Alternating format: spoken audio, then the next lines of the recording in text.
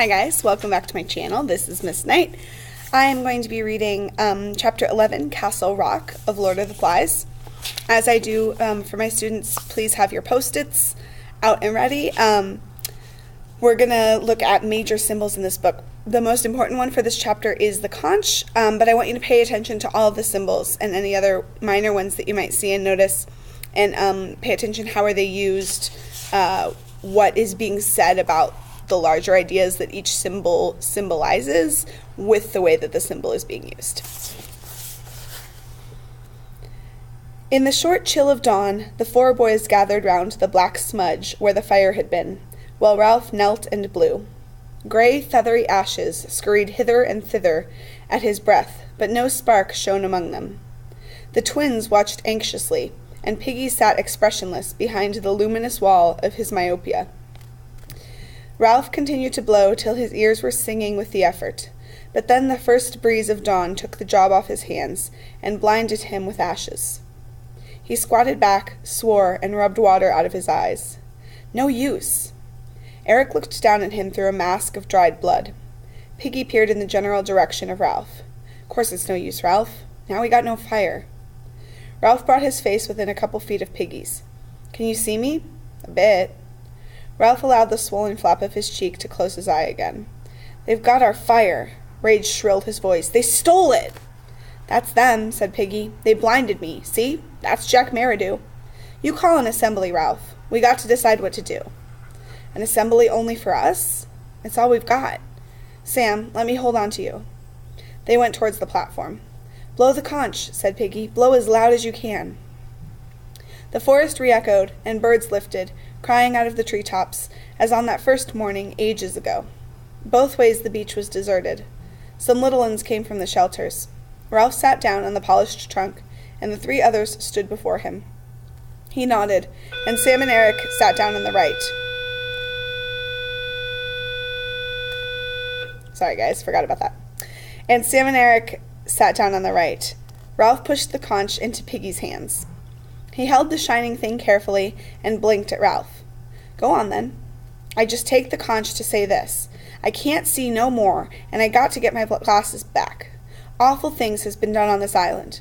I voted for you for chief. He's the only one who's ever got anything done. So now you speak, Ralph, and tell us what. Or else... Piggy broke off, sniveling. Ralph took back the conch as he sat down. Just an ordinary fire. You'd think we could do that, wouldn't you? Just a smoke signal so we can be rescued. Are we savages or what? Only now there's no signal going up. Ships may be passing. Do you remember how we went hunting and the fire went out and a ship passed by? And they all think he's best as chief. Then there was... That's his fault too. If it hadn't been for him, it would never have happened. Now Piggy can't see, and they came, stealing. Ralph's voice ran up. At night, in darkness, and stole our fire. They stole it. We'd have given them fire if they'd asked, but they stole it, and the signal's out, and we can't ever be rescued. Don't you see what I mean? We'd have given them fire for themselves, only they stole it. He paused lamely as the curtain flicked in his brain. Piggy held out his hands for the conch. What are you going to do, Ralph? This is just talk without deciding. I want my glasses. I'm trying to think. Supposing we go, looking like we used to, washed and hair brushed. After all, we aren't savages, really, and being rescued isn't a game. He opened the flap of his cheek and looked at the twins. We could smarten up a bit and then go.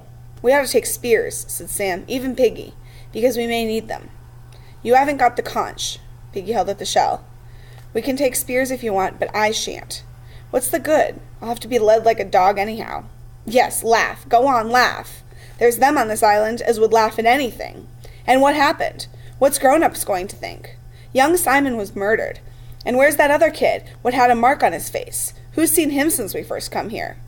Piggy, stop a minute. I got the conch. I'm going to that Jack Merridew and tell him I am. You'll get hurt. What can he do more than he has? I'll tell him what's what. You let me carry the conch, Ralph. I'll show him the one thing he hasn't got. Piggy paused for a moment and peered round at the dim figures. The shape of the old assembly, trodden in the grass, listened to him. I'm going to him with this conch in my hands. I'm going to hold it out. Look, I'm going to say, you're stronger than I am, and you haven't got asthma. You can see, I'm going to say, with both eyes. But I don't ask for my glasses back, not as a favor. I don't ask you to be a sport, I'll say, because not because you're strong, but because what's right's right. Give me my glasses, I'm going to say. You got to. All right, so we see kind of a big character change for Piggy here in that he's really committed to standing up for himself kind of fully. He's done it a little bit, but not very much. We talked about the orphan archetype, and he definitely fits that in that he's willing to put up with abuse in order to be accepted. But here we sort of see him like, enough is enough, I'm going to stand up. And I think that's really embodied in the line, what's right's right, as awkward as it is to say it. This idea that he has in this passage is that ethics and morality is universal, that there is one right, one good, one correct and morally upright thing to do. And I think he doesn't understand that is not how at least Jack sees it. Here we have really different societies, right? Piggy is part of this society that's kind of clinging to British civilized behavior, and then Jack is creating this kind of new society with its own morality and own sense of what the right thing to do is, that's much more based on strength, and if you can do it, if you can have it, then you should. And Piggy doesn't really seem to understand that here. And that's emphasized by the fact that he wants to hold the conch and carry the conch kind of as a symbol of his authority and his kind of commitment to civilization, and the way that boys want to wash and clean themselves up to kind of combat the savagery that Jack's group has. And I think that there is a lack of understanding here, that those symbols don't have a lot of weight for Jack. Symbols only have power if people are willing to give them power, and Jack and his tribe are no longer willing to give them power. Piggy ended, flushed and trembling. He pushed the conch quickly into Ralph's hands, as though in a hurry to be rid of it, and wiped the tears from his eyes. The green light was gentle about them, and the conch lay at Ralph's feet, fragile and white. A single drop of water that had escaped Piggy's fingers now flashed on the delicate curve like a star. I really like the language just in this paragraph here. It suggests a softness, a delicateness, maybe even a precariousness. Things could be going bad soon. It talks about the green light was gentle, the conch is fragile and white. A single drop of water is on this delicate curve. It's really gentle imagery that suggests to me that civilization is kind of on the brink, and it is fragile and it could break. At last, Ralph sat up straight and drew back his hair. All right. I mean, you can try if you like. We'll go with you. He'll be painted, said Sam timidly. You know how he'll be. He won't think much of us. If he gets waxy, we've had it. Ralph scowled at Sam. Dimly, he remembered something that Simon had said to him once, by the rocks. Don't be silly, he said. Then he added quickly, let's go. He held out the conch to Piggy, who flushed, this time with pride. You must carry it. When we're ready, I'll carry it.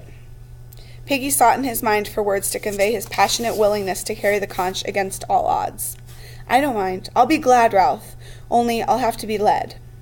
Ralph put the conch back on the shining log. We'd better eat and then get ready. They made their way to the devastated fruit trees. Piggy was helped to his food and found some by touch. While they ate, Ralph thought of the afternoon. We'll be like we were. We'll wash. Sam gulped down a mouthful and protested. But we bathe every day. Ralph looked at the filthy objects before him and sighed. We ought to comb our hair, only it's too long. I've got both socks left in the shelter, so we could pull them over our heads, like caps, sort of. We could find some stuff, said Piggy, and tie your hair back. Like a girl? No, of course not. Then we must go as we are, said Ralph, and they won't be any better. Eric made a detaining gesture. But they'll be painted. You know how it is. The others nodded. They understood only too well the liberation into savagery that the concealing paint brought. Well, we won't be painted, said Ralph, because we aren't savages. So again, we see their physical appearances as a way to indicate what tribe they're part of, and also they're able to kind of, they think at least they're able to kind of combat the the power that the paint gives them, the power and the ability to behave in this savage, animalistic way, by going the other end of the spectrum and civilizing themselves and making themselves look like they once were. Sam and Eric looked at each other. All the same, Ralph shouted, "No paint!" He tried to remember. "Smoke," he said. "We want smoke." He turned on the twins fiercely. "I said smoke. We've got to have smoke." There was silence except for the multitudinous murmur of the bees. At last, Piggy spoke, kindly. "Of course we have, 'cause the smoke's a signal, and we can't be rescued if we don't have smoke." "I knew that," shouted Ralph. He pulled his arm away from Piggy. "Are you suggesting—" "I was just saying what you always say," said Piggy hastily. "I'd thought for a moment—" "I hadn't," said Ralph loudly. "I knew it all the time. I hadn't forgotten." Piggy nodded. I should have looked up how to say this before I made this video. Perpetuatingly? Perpetuatingly. It's that. "You're chief," said Ralph loudly. "Nope. You're chief, Ralph. You remember everything." "I hadn't forgotten." "Course not." The twins were examining Ralph curiously, as though they were seeing him for the first time. And they are, I think, for the first time really understanding that Ralph is just a boy. He's just a little kid, and he's trying to do something that is hard for adults to do, right? Try and convince people to follow you and convince them to trust you, especially since they're all going to try and convince Jack to see reason. They're trying to reason with somebody who has become completely unreasonable. And that is not a task that anyone is necessarily really well equipped for, but definitely not Ralph. They set off along the beach in formation. Ralph went first, limping a little, his spear carried over one shoulder. He saw things partially through the tremble of the heat haze over the flashing sand, and his own long hair and injuries. Behind him came the twins, worried now for a while, but full of unquenchable vitality. They said little, but trailed the butts of their wooden spears, for Piggy had found that, by looking down and shielding his tired sight from the sun, he could just see these moving along the sand. He walked between the trailing butts, therefore, the conch held carefully between two hands. The boys made a compact little group that moved over the beach, 4 plate-like shadows dancing and mingling beneath them. There was no sign left of the storm, and the beach was swept clean like a blade that had been scoured. The sky and the mountain were at an immense distance, shimmering in the heat, and the reef was lifted by mirage, floating in a kind of silver pool halfway up the sky. They passed the place where the tribe had danced. The charred sticks still lay on the rocks where the rain had quenched them, but the sand by the water was smooth again. They passed this in silence. No one doubted that the tribe would be found at Castle Rock, and when they came in sight of it, they stopped with one accord. The densest tangle on the island, a mass of twisted stems, black and green and impenetrable, lay on their left, and tall grass swayed before them. Now Ralph went forward. Here was the crushed grass where they had all lain when he had gone to prospect. There was the neck of land, the ledge skirting the rock. Up there were the red pinnacles. Sam touched his arm. Smoke. There was a tiny smudge of smoke wavering into the air on the other side of the rock. Some fire, I don't think. Ralph turned. What are we hiding for? He stepped through the screen of grass on the little open space that led to the narrow neck. You two follow behind. I'll go first, then Piggy a pace behind me. Keep your spears ready. Piggy peered anxiously into the luminous veil that hung between him and the world. Is it safe? Ain't there a cliff? I can hear the sea. You keep right close to me. Ralph moved forward on the neck. He kicked a stone and it bounded into the water. Then the sea sucked down, revealing a red, weepy square 40 feet beneath Ralph's left arm. Am I safe? Quavered Piggy. I feel awful. High above them from the pinnacles came a sudden shout and an imitation war cry that was answered by a dozen voices from behind the rock. Give me the conch and stay still. Halt! Who goes there? And we're going to end this video here on this cliffhanger. That was part 1 of the chapter. I'm going to continue part 2 of the chapter on the next video.